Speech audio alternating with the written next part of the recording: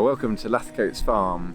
Established in 1912, we've been growing fruit for over 100 years. I'm James and I'm the fourth generation of the Taylor family to take over. Or at this time of the year we're harvesting apples, so our predominant varieties are Gala and Cox, and this year we've picked over 300 tonnes.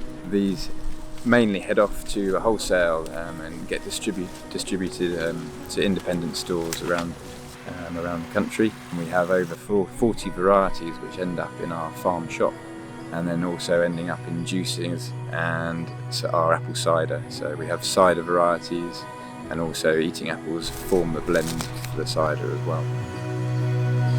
They are lovingly cared for and picked by local people, and as I say, with 40 varieties there's one for everyone.